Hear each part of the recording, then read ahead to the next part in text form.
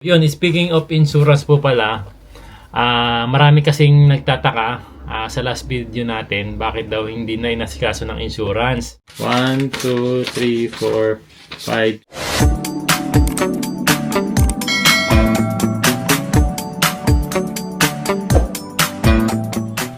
Teng. Teng. Ingat eh. Hai, terus kita. Terus ya.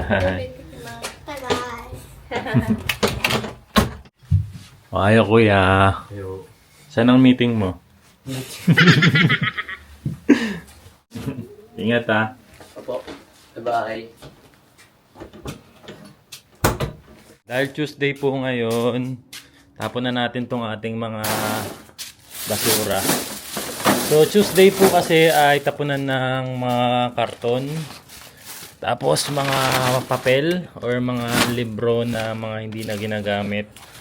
Ayan, ngayon din po ang tapunan, pati po mga pet bottle. Pagtatapon naman po ng pet bottle, kailangan tatanggalin na yung takip. Yung takip, tinatapon po kasama ng mga namagumi. Tapos itong pet bottle, tatanggalin yung pinaka seal niya. Tapos dudurugin, mas okay, mas dudurugin na ganito para magkasya sa plastic. Ayan, tapong muna tayo.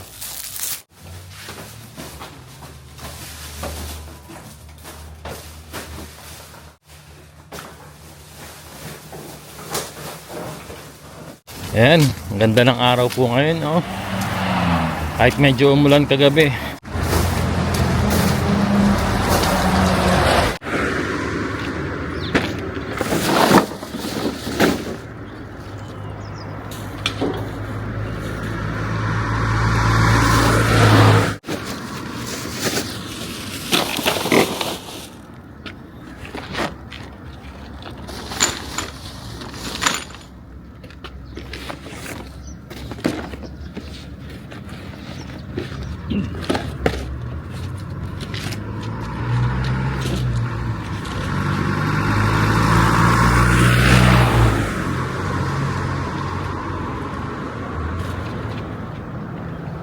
Magandang araw po.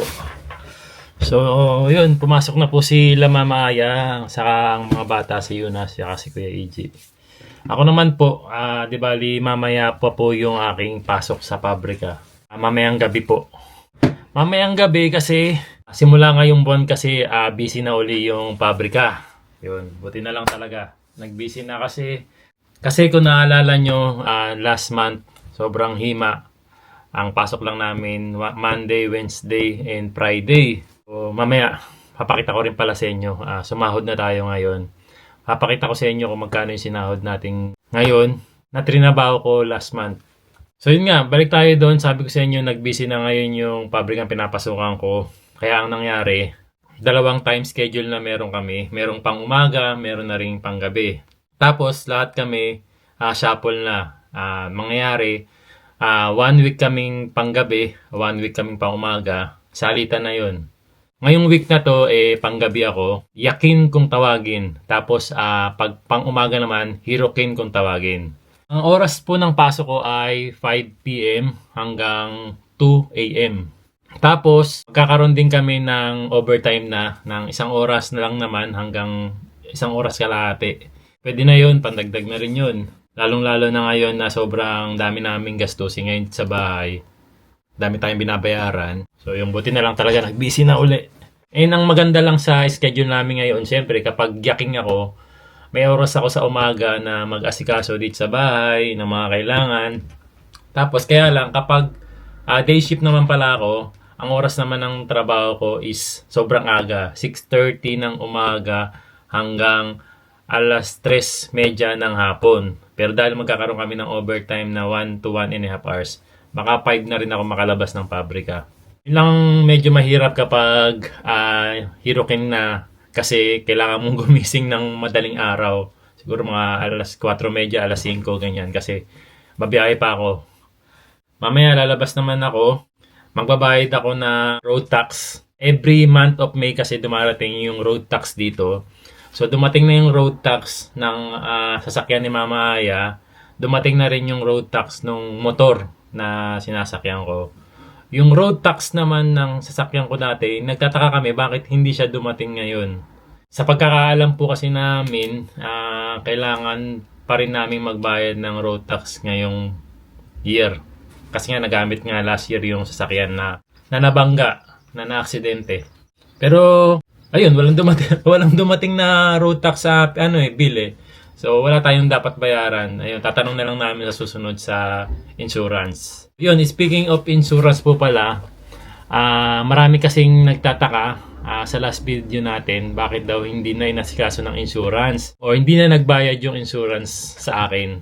Di bali, wala naman po akong nabanggit na hindi na nagbayad yung insurance. Ang nabanggit ko lang po, yung tungkol po dun sa pagtatapon ng sasakyan.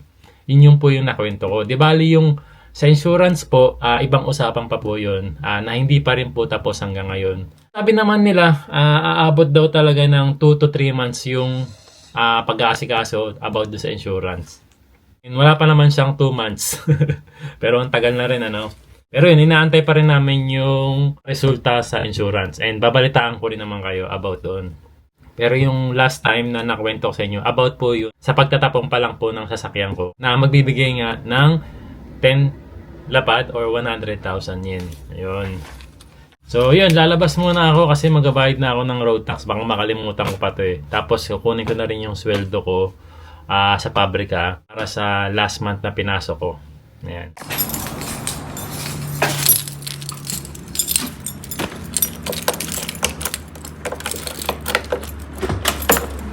Dito na po pala ako sa 7-Eleven. Bayad na tayo ng road tax.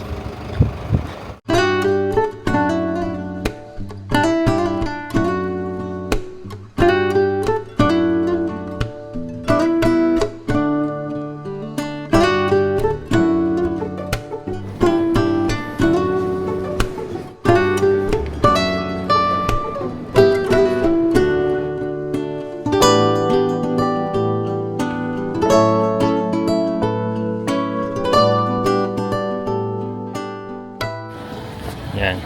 Dito na pala ako sa bangko. We-withdraw naman ako ng sahod natin sa pabrika.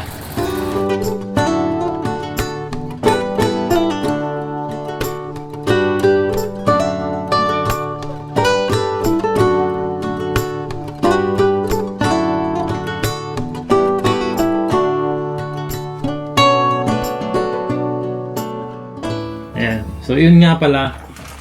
Nakabayad na ako ng road tax. Siyempre, tatanungin nyo magkano yung road tax natin dito. Teka, labas natin. So, yung road tax po, para sa sasakyan ni Mama Aya, nasa 10,800 po ito annually. So, yearly po itong binabayaran every month of May. Yan, bayad na tayo. 10,800 sasakyan ni Mama Aya. Sa motor ko naman po ay 2,000 yen. Yearly rin po to. Tapos, yung dating sasakyan kong malaki, dati binabayaran ko doon nasa 12,000. 12,000 ba yun? Nakalimutan ko na eh. Yun ang binabayaran ko. Eh, wala naman talagang dumating na bill. Kaya wala tayong babayaran doon. Tapos, yung sinweldo ko naman kanina, ayan. Ito yung sinweldo ko kanina. Ito po yung payslip natin. So dahil nga wala akong pasok ng Tuesday and Thursday last month, umabot lang ng 12 days yung pinasok ko. Ang sweldo ko po kasi sa per oras dito is 1,300 yen. So ita-times natin yan sa 12 days. Ang total ng sinweldo ko ay 12 kalapad or 124,800 yen po. Tapos syempre, magmaminus pa ng mga tax natin, yung sa kayukin na tinatawag, na umabot ng 3 lapad. Ayun. So ang natira sa akin is 94,800 yen. 1, 2, 3, 4, 5, 6, 7, 8, 9. 1, 2, 3, 4. 94,800 yen. Siyam na lapad, 4,000. Tapos ang bayaran namin monthly ay ito. Hindi kakasya talaga no kapag ganun lang ang trabaho. Although may trabaho doon si Mama Aya, pero siyempre maliit lang din naman sinusweldo ni Mama Aya dahil 5 hours a day lang po yung trabaho ni Mama Aya. Kahit pagsamahin namin, kukulangin sa isang buwan namin pag ganito lang yung oras ng trabaho ko. Buti na lang talaga nag-busy po uli. Sa mga nangangarap mag-Japan, ayan, ganito po yung buhay natin dito sa Japan. Alala ko tuloy, may nag-message nga pala sa amin, kwento ko lang sa inyo. Ang sabi niya ganun. Nakaka-proud kayo Kuya JP kasi kahit nandiyan na kayo sa Japan, naalala nyo pa rin yung magulang nyo na tulungan. Kasi meron daw siyang kapatid dito sa Japan. Nasimula raw na dumating dito sa Japan yung kapatid niya, hindi daw sila pinapansin o hindi man lang daw sila binibigyan. Ayun, kahit yung nanay nila. Actually, meron po talaga mga ganyan dito sa Japan. Kahit pa paano meron sila dahil nandito nga sila sa Japan. Kinakalimutan na nila yung pamilya nila, yung magulang nila sa Pilipinas. Tapos makikita mo sila dito, bumibili ng mga branded bag, na branded na damit, branded na lahat mga branded yung mga sinusuot nila. Tapos nagagawa pa nilang magsugal dito, nagpapachingko sila. Wala namang problema na bumili ka ng branded na gamit or ano man kasi pinagtatrabahuan niyo yan eh. Pero yung kalimutan mo yung magulang mo sa Pilipinas or hindi mo man lang maabutan kahit ni 5 katating, di ba, na meron ka. Parang wala ka na bang puso talaga, nakalimutan mo yung magulang mo, pero nagagawa mong bumili ng mga branded dito and nagagawa mong magsugal dito sa Japan. Natitiis mo yung ganong bagay. So anyway, kanya-kanya tayo ng pag-iisip. Malay natin kung dun siya masaya. Pagtulong naman, hindi naman din talaga responsibilidad na tulungan ng magulang. Nasa atin na. Tayo na lang yung mag-iisip na tumulong sa magulang natin. Kahit hindi na nga tayo hinihingan eh. Kumbaga, kusang loob na lang tayo magbibigay sa magulang natin. Lalong-lalo na sa oras ng problema ng magulang natin. Halimbawa na lang, may mga sakit sila. At kailangan nila ng tulong ng mga anak. Ano ba yung magbigay tayo ng konti lang, di ba? Kaso may mga matitigas talaga ang puso ngayon.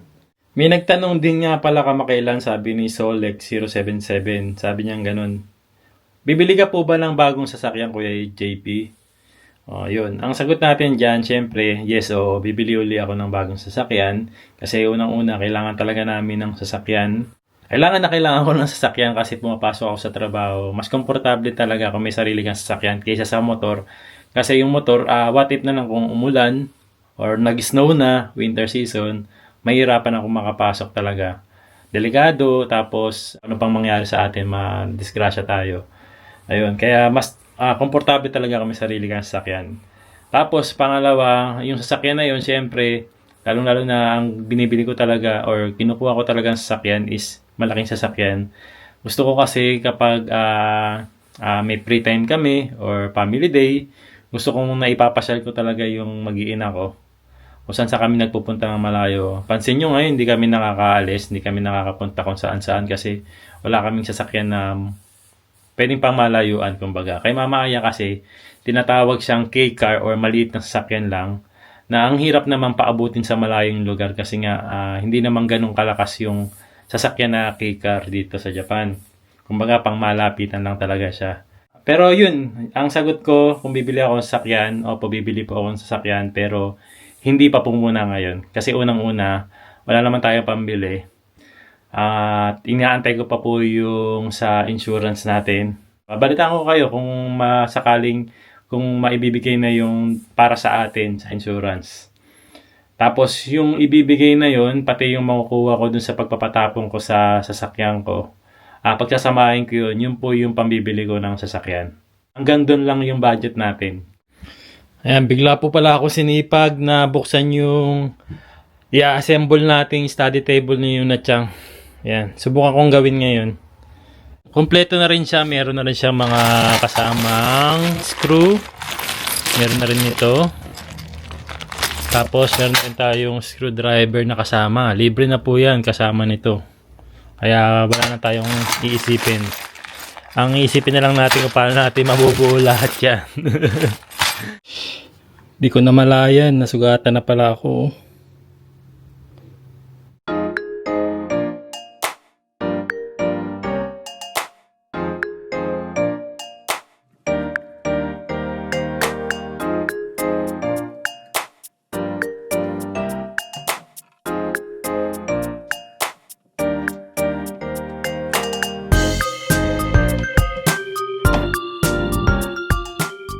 Ayan, after 1 hour and 30 minutes. Ayan, natapos na natin yung study table ni Yuna Chang. Medyo masakit sa kamay. Namula yung kamay ko. Subukan natin.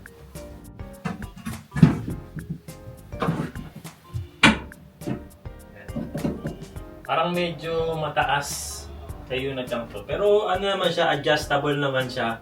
Pwede natin siyang ibaba, pwedeng itaas. Pati na rin yung upuan, pwedeng ibaba, pwedeng itaas. So mamaya pag-uwi na lang ni Yuna Chang. Or baka bukas na kasi, or sa isang araw na kasi baka hindi na kami masyadong magkita ni Yuna Chang ngayon dahil panggabi ako ngayon. Titingnan natin kung kailangan natin ibaba o itaas to. Samantala yan, at least na okay na. Time check. 12:45 PM. Matutulog muna ako kasi susubukan kong matulog. Hindi ako sanay matulog ng tanghali talaga na ngayon eh. Pero kailangan kong umidlip kasi mamayang hapon kailangan ko nang umalis. Siguro mga alas 4 biyahe na ako papuntang trabaho. Alas 5 kasi start ng trabaho ko ngayon. Sinara ko na yung mga bintana. Piyate ko na rin yung mga ilaw. Tulog muna tayo.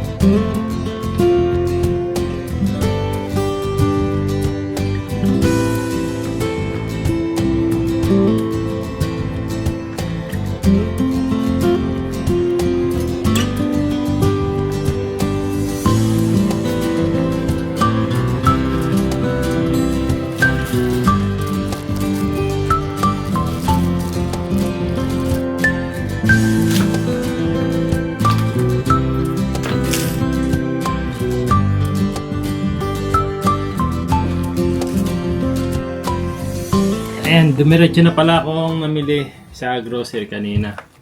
Di ba rin nakatulog naman ako kanina, siguro mga 30 minutes lang. Anong oras na ba? 2:35. Ayan, may oras pa tayo. Pakita ko lang sa inyo yung mga pinamili ko kanina. Namili ako ng isang tray ng itlog. Muscat. Ayan, grapes. Para kay Mama Aya. Favorite niya to.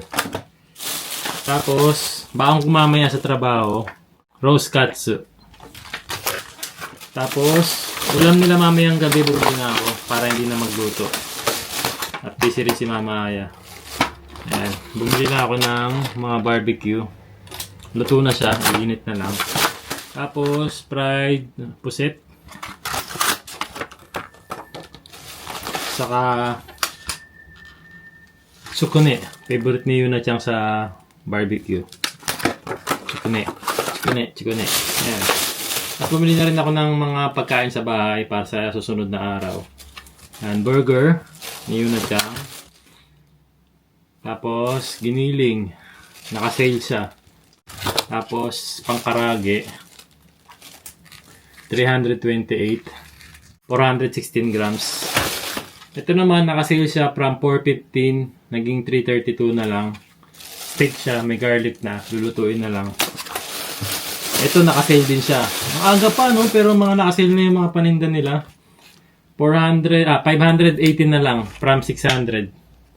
Tapos bumili na rin ako ng nato. Ayan, nato natin. Hindi mawawala sa rep yan. Bumili rin ako ng margarita pizza. Ready to cook na lang. Tapos sausage. Naka-sale na rin yung sausage nila. Oh. May yellow tag. From 300 naging 240 na lang. Kamatis naka-sale din oh. Yellow tag. 171 na lang. 20% off sila. Tapos bumili ako ng strawberry. Favorite ni Yuna. Bumili ako ng calorie mate. Pang merienda ko mamaya sa trabaho. Tapos bumili rin tayo ng Calpis water. Ayan. Ubus na kasi yung isa. Bumili ako ng otsa ko. Tsaa. Ayan. Pangtanggal kolesterol. Kape. Para mamaya hindi tayo antokin. Energy. Drink. Nasa pack. Isa kami ni Mama Aya. Ayan. Tapos, bumili rin tayo ng mga yasay juice. Fruits juice. Ayan. Mga vegetable juice. Marami akong binili. Iba-ibang flavor. Merong fruits. And ito rin. Ayan. Vegetable. And fruits. Ayun lang. Ang total ng pinamili natin na yun magkano ba yan? 6,576. Ayun. And mag-aayos na ako. Mga alas 3 pa uwi na rin si Mama Aya. Tapos ako naman naalis ako ng alas 4. Papasok na ako sa trabaho. Maraming salamat sa pagsama nyo ngayong araw. Kung may mga katanungan kayo, comment lang kayo. Sasagutin natin isa-isa. May mga viewers tayo na curious about Japan. Tatanong sila, nagko-comment sila. Tapos sinasagot naman natin. Ayan, comment lang kayo. And huwag nyo kalimutang mag-react. And subscribe na rin kayo sa channel namin. Salamat sa suporta nyo lahat. Happy to 181,000 subscribers na tayo. Kita-kits po ulit sa susunod na video.